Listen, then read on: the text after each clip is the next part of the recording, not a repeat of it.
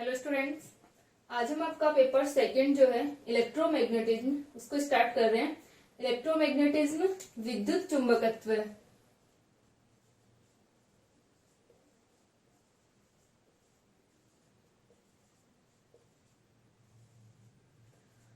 आपका जो paper first था मैकेनिक्स एंड ऑसिलेशंस, इसके अंदर हमने आपकी जो 4 यूनिट थी उनको पढ़ा और 4th यूनिट में हमने एक चैप्टर को छोड़ा है, कपल्ड ऑसिलेटर्स को। ठीक है, उसको हम लोग इसके साथ में पढ़ लेंगे।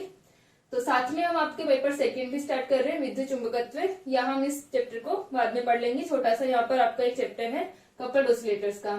तो आपका जो पेपर सेकंड है विद्युत चुंबकत्व इलेक्ट्रोमैग्नेटिज्म, इसके अंदर हम लोग इलेक्ट्रिक फील्ड, मैग्नेटिक फील्ड और इलेक्ट्रोमैग्नेटिक इंटरेक्शन के बारे में पढ़ेंगे। तो सबसे पहले आपका जो पेपर फर्स्ट है इलेक्ट्रोमैग्नेटिज्म, इसके अंदर भी आपकी 4 यूनिट्स रहेंगी। ठीक है, जिसके अंदर हम यूनिट फर्स्ट को स्टार्ट कर रहे हैं। और यूनिट फर्स्ट का जो आपका पहला चैप्टर है वो है scalar and vector fields. Scalar and vector fields, और इसके अलावा आपके एक चैप्टर और है इसके अंदर। तो सबसे पहले हम स्टार्ट करते हैं स्केलर एंड वेक्टर फील्ड से। और आपका जो मैकेनिक्स के अंदर चैप्टर रहा है या फिर कोई और टॉपिक अगर रहा होगा तो उसको हम बाद में कवर कर लेंगे। तो यहाँ से सबसे पहले हम शुरुआत करते हैं स्केलर एंड वेक्टर फील्ड, अदिश एवं सदिश क्षेत्र।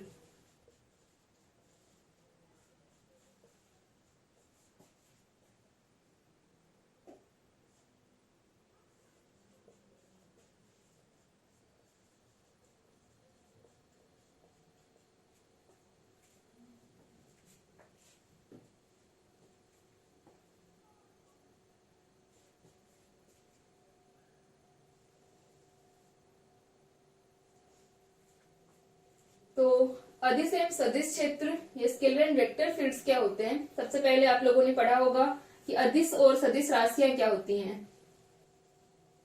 स्केलर क्वांटिटी और वेक्टर क्वांटिटी।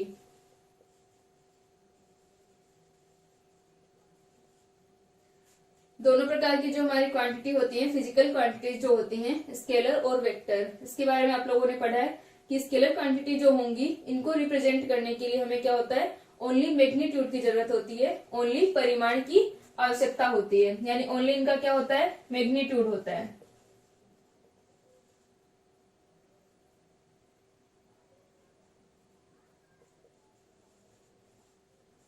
परिमाण होगा। और वेक्टर क्वांटिटी जो होती है इसका मैग्नीट्यूड और डायरेक्शन दोनों होती हैं।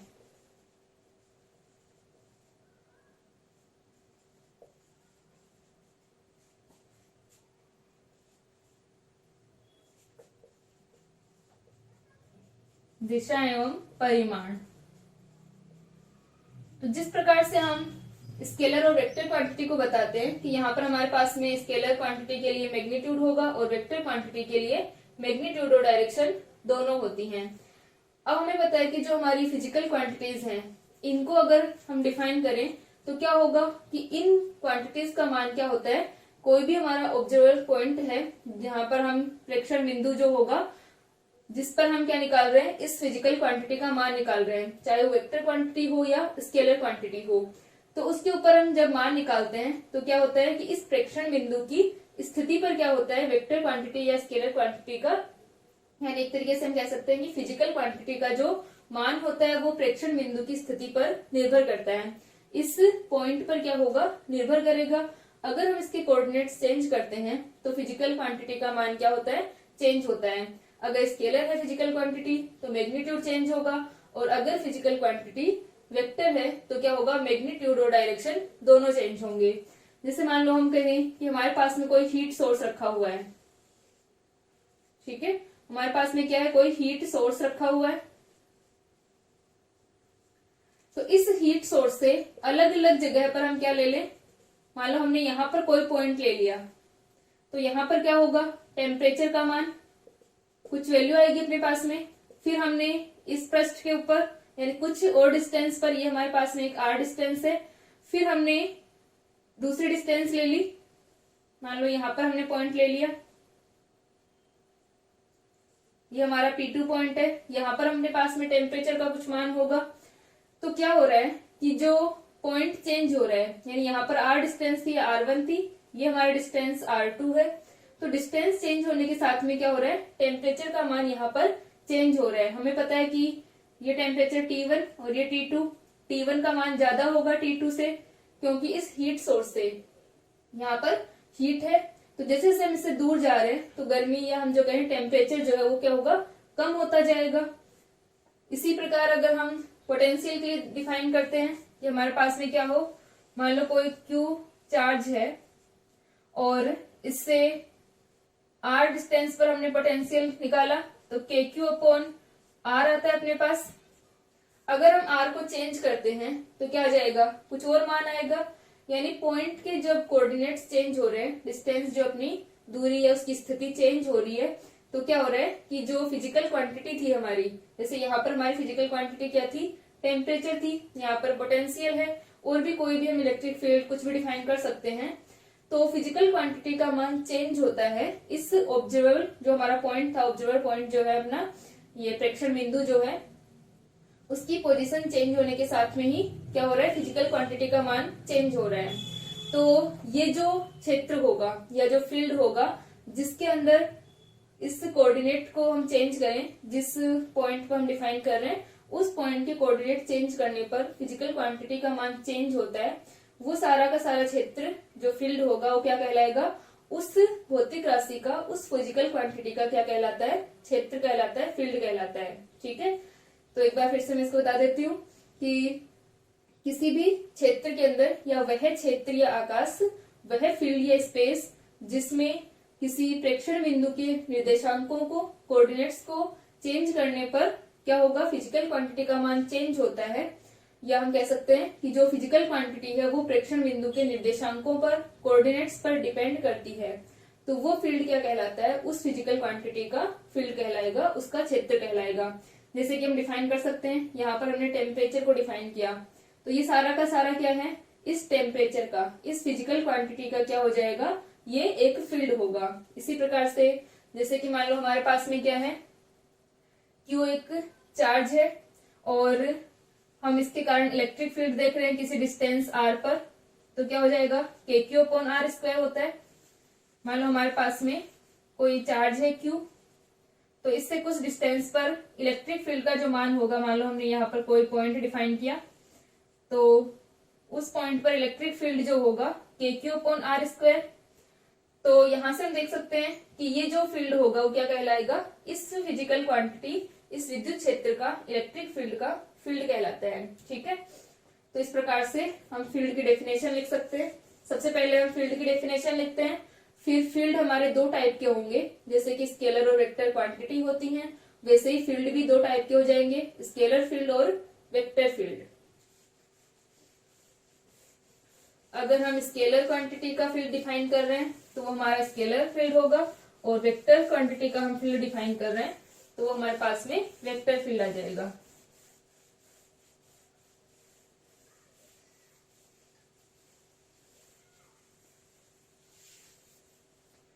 तो हम इसकी डेफिनेशन लिख सकते हैं, वह क्षेत्र या आकाश, सबसे पहले हम फील्ड की डेफिनेशन लिख रहे हैं।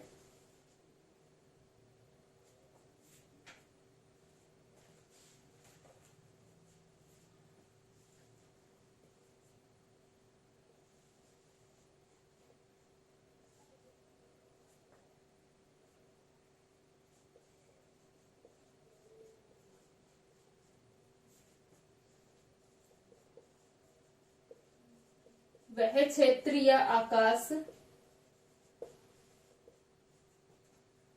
क्षेत्र के साथ में आप लोग लिख लेना फील्ड,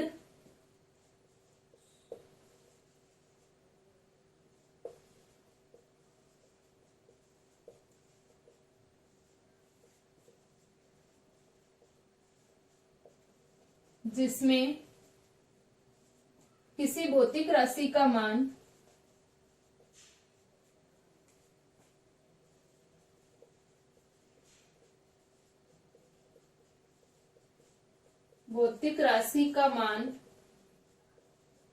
प्रेक्षण बिंदु के निर्देशांकों पर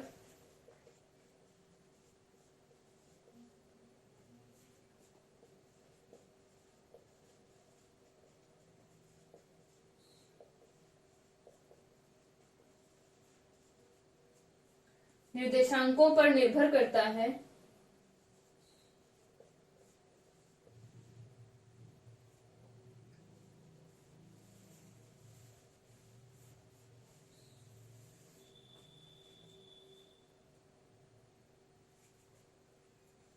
उस भौतिक राशि का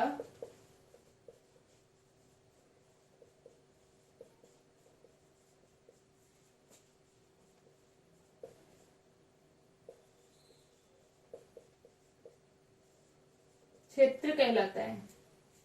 ठीक है, तो हमारा फील्ड जो होगा, फील्ड की डेफिनेशन क्या होगी कि वो एरिया जो हमारा फील्ड या स्पेस है जिसके अंदर किसी भी फिजिकल क्वांटिटी का जो मान है वो क्या होगा, इससे हमारे प्रेक्षण बिंदु के कोऑर्डिनेट्स पर क्या करे, डिपेंड करे, वो क्या कहलाता है, उस फिजिकल क्वांटिटी का फील्ड कहलाएगा।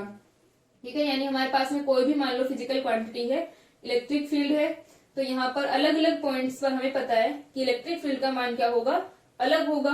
कोई भी हमने पॉइंट लिया तो हर पॉइंट के लिए हमारे पास में इलेक्ट्रिक फील्ड का मान क्या आएगा, अलग आएगा। तो यहाँ से ये सारा का सारा जो जहां पर हम इस फिजिकल क्वांटिटी को डिफाइन कर सकते हैं वो क्या कहलाएगा, इस फिजिकल क्वांटिटी का फील्ड कहलाएगा।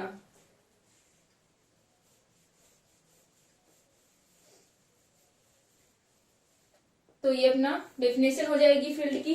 तो फील्ड को हम लिख सकते हैं कि यदि किसी बिंदु P के निर्देशांक, यदि किसी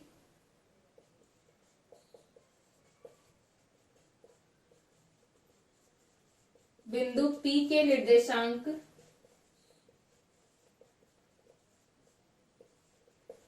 x, y, z हैं,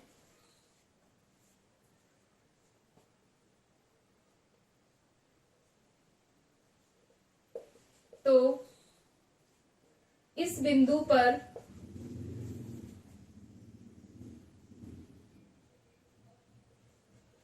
तथा इस बिंदु पर भौतिक राशि का मान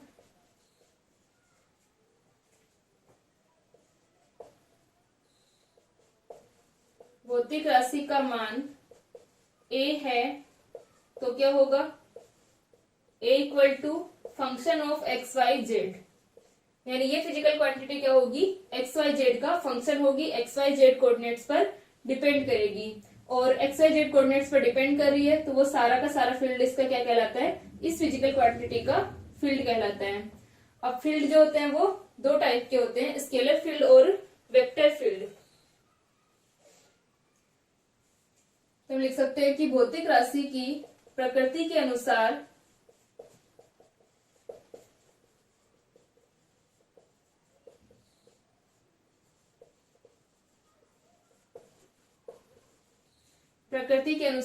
क्षेत्र दो प्रकार के होते हैं।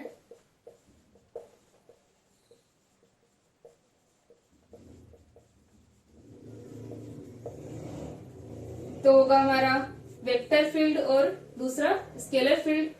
यहां लिख सकते हैं स्केलर फील्ड अदिश क्षेत्र और दूसरा वेक्टर फील्ड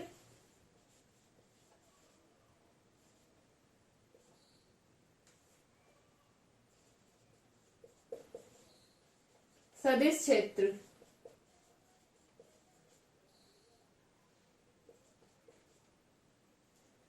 तो स्केलर फील्ड क्या होगा, जिस प्रकार हम स्केलर क्वांटिटी को डिफाइन करते हैं वैसे यहाँ पर क्या होगा कि फील्ड के अंदर, यहाँ पर हमने फील्ड को डिफाइन किया, तो फील्ड के अंदर हम क्या कर रहे हैं कि जो हमारा प्रेक्षण बिंदु है इस पॉइंट P के अगर हम कोऑर्डिनेट को चेंज करें तो ओनली क्या हो, इस अदिश राशि के ये स्केलर क्वांटिटी का क्या हो, मैग्नीट्यूड चेंज हो, तो वो क्या कहलाता है, हमारा स्केलर फील्ड कहलाता है। यानी हमारे पास में जो फिजिकल क्वांटिटी है उसका ओनली मैग्नीट्यूड चेंज हो रहा है, किसके अंदर, फील्ड के अगर हम कोऑर्डिनेट्स चेंज कर रहे हैं तो वो फील्ड हमारा क्या कहलाएगा, स्केलर फील्ड। और अगर हमारी जो फिजिकल क्वांटिटी है उसके मैग्नीट्यूड और डायरेक्शन दोनों चेंज हो रहे हैं वेक्टर, इसमें फील्ड के अंदर कोऑर्डिनेट्स को चेंज करने पर, तो वो क्या कहलाएगा, वेक्टर फील्ड कहलाएगा। ठीक है, इसको लिख लो, फिर हम इनकी डेफिनेशन लिखते हैं।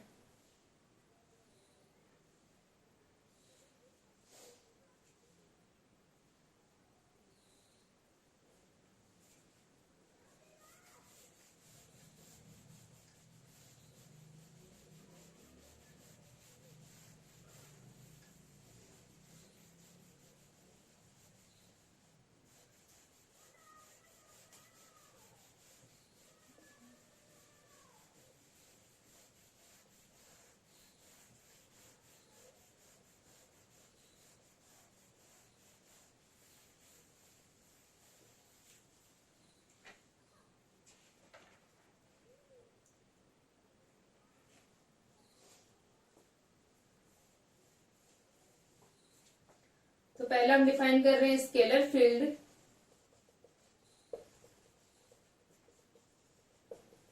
अदिश क्षेत्र। तो अदिश क्षेत्र यहां पर क्या होगा कि अगर हम पॉइंट को चेंज कर रहे हैं, इस पॉइंट के कोऑर्डिनेट्स को अगर हम चेंज करते हैं तो ओनली क्या होगा, इसके मैग्नीट्यूड में परिवर्तन आता है, जो हमारी अदिश राशि है, स्केलर क्वांटिटी है। तो हम लिख सकते हैं वह क्षेत्र जिसमें प्रेक्षण बिंदु के निर्देशांकों को चेंज करने पर, परिवर्तित करने पर बिंदु की स्थिति परिवर्तित करने पर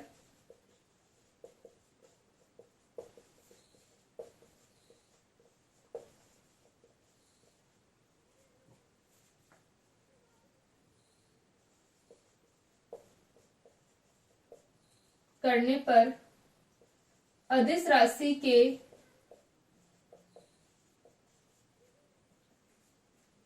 परिमाण में परिवर्तन होता है,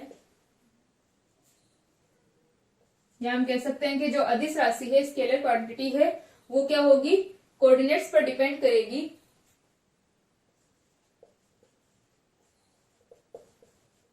होता है तो वह क्षेत्र अदिश क्षेत्र कहलाता है, या उस अदिश राशि का क्षेत्र कहलाता है।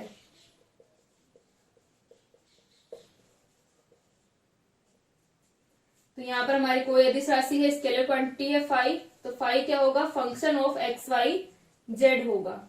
ठीक है, phi function of x Y z. और इसके एग्जाम्पल क्या हो जाएंगे, विद्युत विभव,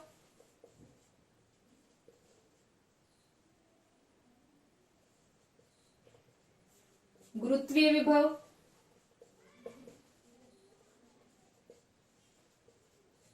electric potential, gravitational potential, temperature, घनत्व, डेंसिटी आदि। और जो भी हमारी स्केलर क्वांटिटी है, उन सबका जो फील्ड होगा वो क्या होगा, स्केलर फील्ड ही होगा। यानी अगर हम डिफाइन करें, अब जो हमारे स्केलर फील्ड है उनको किस तरह से डिफाइन करते हैं, पृष्ठ खींचकर सरफेसेस बना करके हम उनको डिफाइन करते हैं। जैसे कि मान लो हमारे पास में क्यू पॉइंट है, तो इस क्यू पॉइंट से आर डिस्टेंस पर, ठीक है, इस क्यू पॉइंट से जो हमारा क्यू है वो किसको रिप्रेजेंट कर रहा है, चार्ज को। तो अगर हमारा कोई चार्ज क्यू है तो इस क्यू से आर डिस्टेंस पर, ये सभी आर डिस्टेंस है, तो इन आर डिस्टेंस पर क्या होगा, इलेक्ट्रिक पोटेंशियल का मान समान होगा। यानी एक तरीके से अगर हम आर को चेंज करते हैं, मान लो हमने आर को चेंज किया, तो क्या हो जाएगा, पोटेंशियल का मान चेंज होगा। तो ये क्या कहलाता है, इस पोटेंशियल का क्षेत्र कहलाएगा, फील्ड कहलाएगा। और हमें पता है कि इलेक्ट्रिक पोटेंशियल जो है एक स्केलर क्वांटिटी है, यानी अगर हम आर को चेंज करते हैं तो पोटेंशियल के ओनली किस में चेंज आएगा, मैग्नीट्यूड में चेंज आएगा। तो इस प्रकार का जो फील्ड होगा, ये एक तरीके से हम कह सकते हैं कि जो हमारी अदिश राशियां होती हैं उनका जो क्षेत्र होता है वो क्या कहलाता है, अदिश क्षेत्र कहलाता है, स्केलर फील्ड कहलाता है। क्योंकि इस प्रकार के फील्ड में अगर हम कोऑर्डिनेट्स को चेंज करते हैं तो क्या होगा, स्केलर क्वांटिटी का मैग्नीट्यूड जो है वो चेंज होगा। तो इस प्रकार से हमारे पास में वैल्यू आती है। अब जो हमारे स्केलर फील्ड होते हैं उनको हम रिप्रेजेंट कैसे करते हैं, सम अदिश पृष्ठ बना करके, सम अदिश पृष्ठ बना करके हम इनको बनाते हैं। जैसे कि हम यहाँ पर देख सकते हैं कि इस क्यू पॉइंट से इस आर डिस्टेंस पर, अब यहाँ पर हम कोई भी पॉइंट लें चाहे, सभी पॉइंट्स पर क्या होगा, इलेक्ट्रिक पोटेंशियल का मान सेम रहेगा। तो ये एक हमारे पास में पृष्ठ आ जाता है, ठीक है, जिसे हम क्या बोलते हैं, इक्वी पोटेंशियल समविभव पृष्ठ, सरफेस। तो ये समविभव पृष्ठ किसको बता रहा है, ये इक्वी पोटेंशियल सरफेस हमारी इस स्केलर फील्ड को बता रहा है, इस पोटेंशियल के फील्ड को बता रहा है। ठीक है, तो इस प्रकार से अलग अलग सरफेसेस के द्वारा हम क्या बताते हैं, स्केलर फील्ड को रिप्रेजेंट करते हैं। इसी प्रकार हम डिफाइन करते हैं वेक्टर फील्ड को।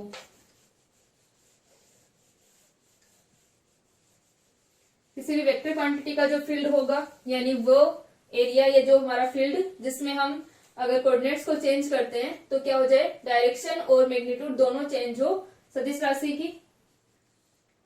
दूसरा हमारा सदिश क्षेत्र,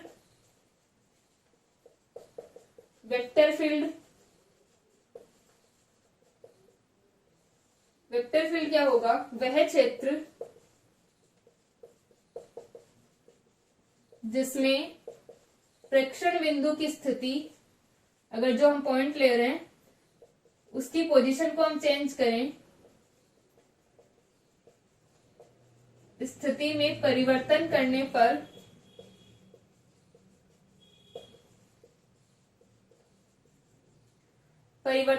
पर सदिश राशि के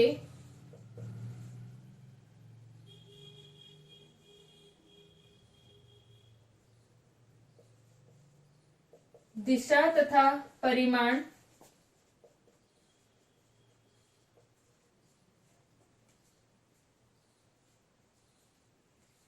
दोनों में परिवर्तन होता है। दिशा या परिमाण अथवा दोनों में हो सकता है, मैग्नीट्यूड में चेंज हो या डायरेक्शन चेंज हो या दोनों चेंज हो, तो दिशा तथा परिमाण दोनों में परिवर्तन होता है।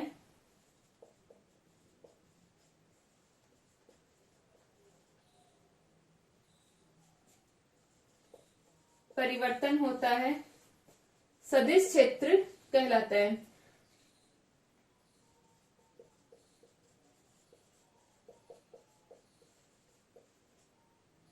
तो क्या हो जाएगा कि वो फील्ड जिसके अंदर अगर हम कोऑर्डिनेट्स को चेंज करते हैं, इस हमारे जो प्रेक्षण बिंदु है इसकी कोऑर्डिनेट्स को, इसकी पोजीशन को अगर हम चेंज करें तो जो हमारी फिजिकल क्वांटिटी है उसकी डायरेक्शन और मैग्नीट्यूड दोनों चेंज हो जाए तो वो हमारा फील्ड क्या कहलाएगा, वेक्टर फील्ड कहलाता है।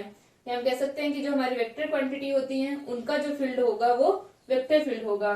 तो इसका हम लिख सकते हैं A vector equal to function of x Y Z, coordinates पर डिपेंड करेगा। और इसके एग्जांपल्स क्या हो जाएंगे, उदाहरण विद्युत विभव था, यहां पर हम विद्युत क्षेत्र को लिख सकते हैं, विद्युत क्षेत्र। और गुरुत्वीय क्षेत्र, ग्रेविटेशनल फील्ड।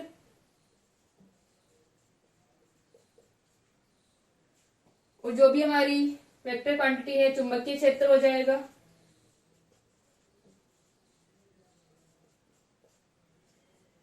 तो जो भी हमारी वेक्टर क्वांटिटी होंगी उनका जो फील्ड है वो क्या होगा, वेक्टर फील्ड होगा। अब यहां पर हम देख सकते हैं कि वेक्टर फील्ड के अंदर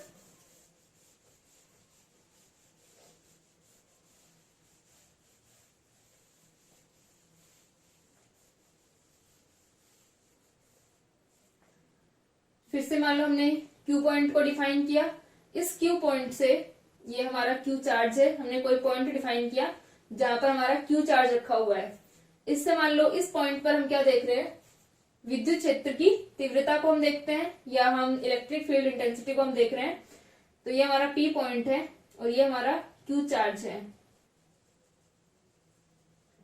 तो यहां से इलेक्ट्रिक फील्ड क्या होगा, इस तरह से डायरेक्शन होगी इसकी, और इलेक्ट्रिक फील्ड का मान क्या होगा, के क्यू अपॉन आर स्क्वायर, ये डिस्टेंस आर है तो क्या आ जाएगा के क्यू अपॉन आर स्क्वायर, और डायरेक्शन हमारे पास में ये वाली आ जाएगी, आर केप मान लो अगर हम इसे लिख दें। अब हमने पॉइंट डिफाइन किया, कोई पॉइंट यहां पर हमने डिफाइन किया आर, तो इस पॉइंट पर इलेक्ट्रिक फील्ड का मान क्या हो जाएगा, और इसकी डिस्टेंस मान लो R2 है, तो यहां पर इलेक्ट्रिक फील्ड का मान क्या होगा, के क्यू अपॉन R2 का स्क्वायर, R2 कैप इस डायरेक्शन में। तो ये जो एरिया आ रहा है, ये जो फील्ड आ रहा है वो क्या होगा, इस इलेक्ट्रिक जो हमारी फिजिकल क्वांटिटी है इसका क्या है, क्षेत्र है। ठीक है, तो यहां से हम देख सकते हैं कि ये R1 पोजीशन थी और ये R2 पोजीशन थी। जैसे हमारी इस प्रेक्षण बिंदु की स्थिति चेंज हुई, पोजीशन चेंज हुई, तो क्या हो गया, ये R1 पोजीशन पे हमारे पास में ये वाला मान आ रहा था, R2 पर ये मान आएगा, यानी मैग्नीट्यूड भी चेंज हो रहा है और साथ में डायरेक्शन भी चेंज हो रही है। पहले ये डायरेक्शन थी, अब ये वाली डायरेक्शन आ रही है। तो जिस क्षेत्र के अंदर किसी फिजिकल क्वांटिटी जो कि हमारी वेक्टर क्वांटिटी है उसका मैग्नीट्यूड और डायरेक्शन दोनों चेंज हो जाते हैं, वो क्या कहलाएगा, उसका फील्ड कहलाएगा। ठीक है, तो इस फिजिकल क्वांटिटी का ये क्या होगा, फील्ड होगा। तो यहाँ पर ये हमारा इलेक्ट्रिक फील्ड कहलाएगा। ठीक है, इसी प्रकार हमारे पास में कोई मैग्नेट है, तो हम देख सकते हैं कि हमारी इसकी चुंबकीय रेखाएं होंगी। तो चुंबकीय रेखाएं या हम कहते हैं कि हमारी मैग्नेटिक फील्ड लाइंस होंगी। तो उसके लिए भी हमारे पास में क्या हो जाएगा कि जो फील्ड लाइंस हमारी बन रही हैं वो क्या कहलाएगा, उसका फील्ड कहलाएगा। ठीक है, इसको भी हम डिफाइन करते हैं। तो इस प्रकार से हमारा फील्ड, तो आप लोगों को समझ में आ गया होगा कि फील्ड क्या होता है। स्केलर और वेक्टर दो टाइप के हमारे फील्ड होते हैं। अब जिस प्रकार से हम सरफेसेस के द्वारा इक्वी सरफेस जो होती है अपनी इक्वी स्केलर सरफेस, जैसे कि इक्वी पोटेंशियल होगा, सरफेसेस के द्वारा हम स्केलर फील्ड को बताते हैं, वैसे ही वेक्टर फील्ड को बताने के लिए लाइंस को यूज करते हैं। जैसे कि हमारी इलेक्ट्रिक फील्ड की जो लाइन होंगी या चुंबकीय फील्ड की जो लाइन होती हैं उन्हें हम फोर्स लाइंस भी कहते हैं, बल रेखाएं कहते हैं। तो यहाँ पर लिख सकते हैं सदिश क्षेत्र को रेखाओं के द्वारा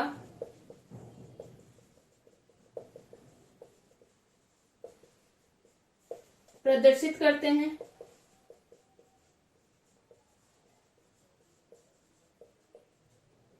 ठीक है, तथा इन रेखाओं के किसी बिंदु पर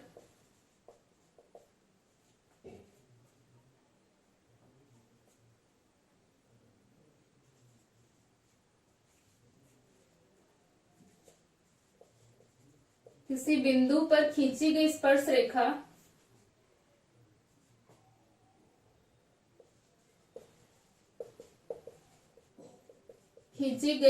रेखा सदिश राशि की दिशा को बताती है।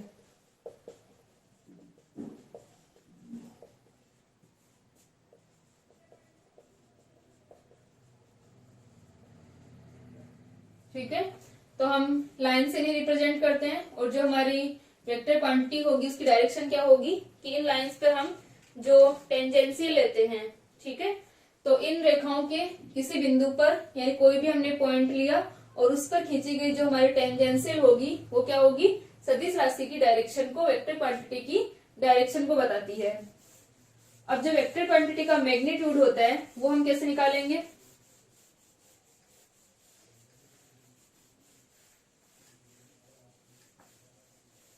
मान लो हमारे पास में ये कोई लाइन है PQ। ये जो लाइनें होती हैं वो स्ट्रेट लाइन भी हो सकती हैं, जैसे कि हम वेक्टर फील्ड को लाइंस के द्वारा बताते हैं। जैसे हमारी इलेक्ट्रिक फील्ड की लाइंस होती हैं, स्ट्रेट लाइन होती हैं,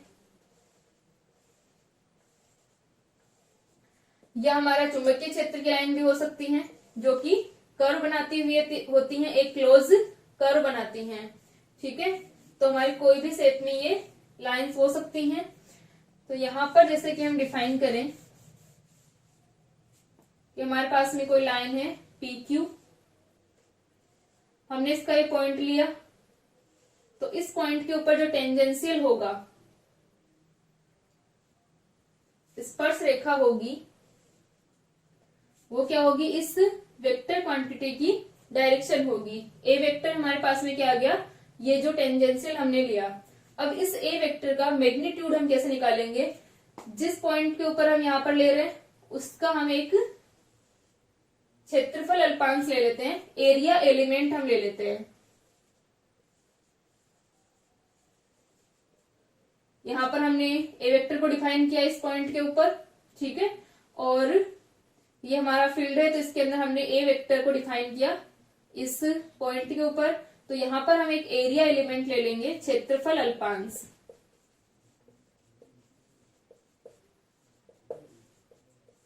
और इस क्षेत्रफल अल्पांश की जो डायरेक्शन होगी वो क्या होती है, इसके परपेंडिकुलर होती है। जो एरिया हमने डिफाइन किया ये इसकी डायरेक्शन होगी। डीए एरिया है अपना, और इसकी परपेंडिकुलर क्या होती है, इसकी डायरेक्शन होती है। तो इसकी परपेंडिकुलर हमने यहाँ पर डायरेक्शन डिफाइन की, तो इस ए का मैग्नीट्यूड जो होता है, मैग्नीट्यूड ऑफ ए वेक्टर क्या होगा, d phi upon d A होता है। ठीक है, D phi upon d A, जहां पर हमारा डी फाई किसको रिप्रेजेंट कर रहा है, फ्लक्स को रिप्रेजेंट करता है, यानी प्रति एकांक क्षेत्रफल से गुजरने वाला जो फ्लक्स होगा वो किसको बताएगा, इस परिमाण को बताएगा, मैग्नीट्यूड को बताएगा। पर यूनिट एरिया से निकलने वाली जो फील्ड लाइंस होती हैं, फ्लक्स हमारा क्या होता है, फील्ड लाइंस होती हैं। तो फील्ड लाइंस को हम क्या कह सकते हैं, फ्लक्स कह सकते हैं। तो या तो हम कहें कि इस पर यूनिट एरिया से, यानी इस यूनिट एरिया से हमारे पास में निकलने वाली जो फील्ड लाइंस है या फिर जो फ्लक्स है वो किसको रिप्रेजेंट करेगा, इस ए को, इसके मैग्नीट्यूड को रिप्रेजेंट करेगा। ठीक है, कि कितना यहां से फ्लक्स गुजरा है वो हमारा क्या हो जाएगा, इसका परिमाण हो जाएगा, इसका मैग्नीट्यूड होगा। तो ये अपने पास में ए वेक्टर इक्वल्स टू क्या आ जाएगा, D phi by magnitude of A vector equal to D phi by d A. और यहाँ पर हमारी जो एरिया की डायरेक्शन होगी वो क्या हो जाएगी, एन केप होगी, यानी सदिश क्षेत्र की जो डायरेक्शन होगी। तो यहाँ पर हम क्या लेंगे, एन केप लेंगे।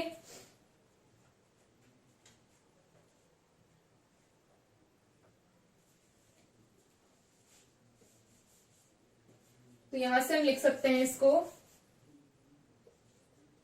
ए vector equal to D phi by D N cap, क्योंकि प्रति एकांक क्षेत्रफल हम इसको गुजरने वाली रेखाएं और लंबवत जो गुजरने वाली रेखाएं होंगी, जैसे मान लो हमारे पास में इस प्रकार जो रखा हुआ है एरिया, तो इसमें से परपेंडिकुलर गुजरने वाली जो रेखाएं हैं, फ्लक्स हैं, तो वो क्या जाएगा, A vector equal to D phi by D N cap. N cap किसको रिप्रेजेंट करता है, परपेंडिकुलर नॉर्मल डायरेक्शन को, ठीक है, लंबवत दिशा को।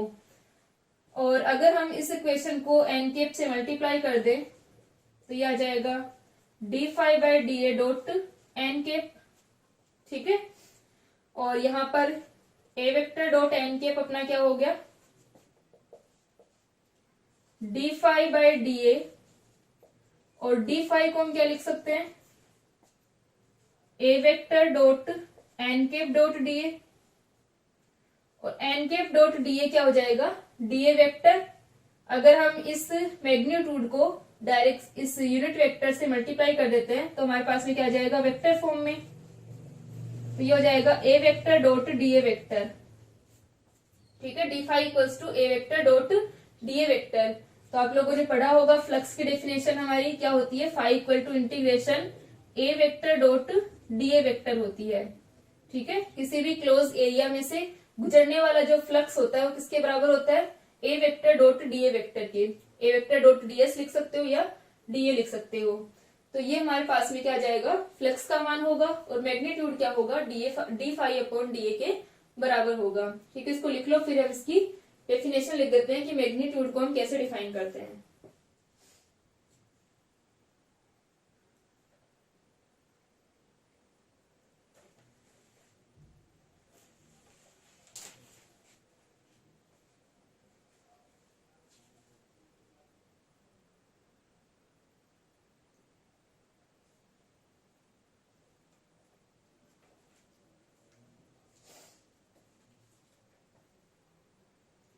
ठीक है, तो इसकी डेफिनेशन हम लिख सकते हैं,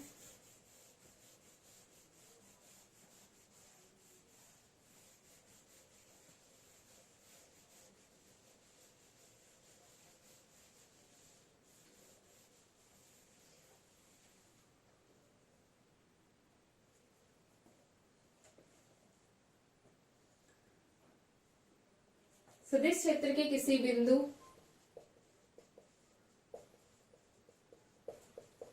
सदिश क्षेत्र के किसी बिंदु पर सदिश क्षेत्र के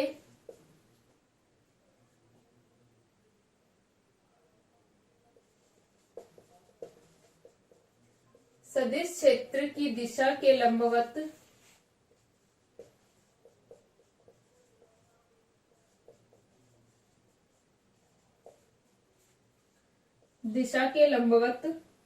अल्पांश क्षेत्रफल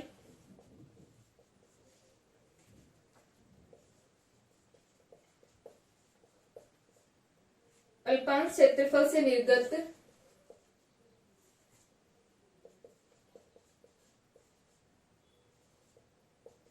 प्रति एकांक क्षेत्रफल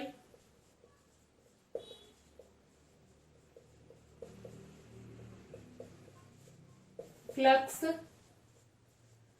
सदिश क्षेत्र के परिमाण को व्यक्त करता है। ठीक है, जो फ्लक्स होगा वो किसको रिप्रेजेंट करेगा? इस सदिश क्षेत्र के परिमाण को व्यक्त करता है। ठीक है, फ्लक्स सदिश क्षेत्र के परिमाण को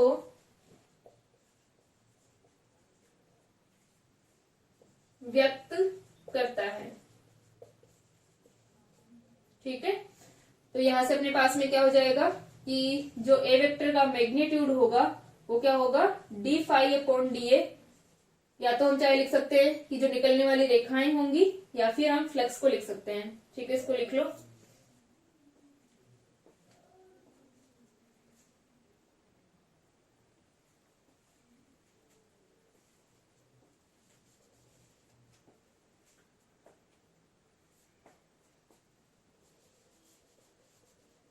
ठीक है, तो ये अपने पास में फाई का मान आ गया था। Phi equal to A vector dot D A vector, और ये हमारे पास में मैग्नीट्यूड होगा इसका d phi upon d A. अब नेक्स्ट लेक्चर के अंदर हम लोग ग्रेडियंट को डिफाइन करेंगे कि किसी भी स्केलर क्वांटिटी का ग्रेडियंट क्या होता है, और आगे के टॉपिक को हम कंटिन्यू करते हैं। आपके मैकेनिक्स के अंदर जो भी बचा हुआ है, एक तो जो आपका कपल्ड ऑसिलेटर का चैप्टर जो था वो बचा है, और उसके अलावा अगर कोई भी टॉपिक बचा होगा तो उसे हम कवर कर लेंगे। उनको लेकर के आप टेंशन मत करना। ठीक है।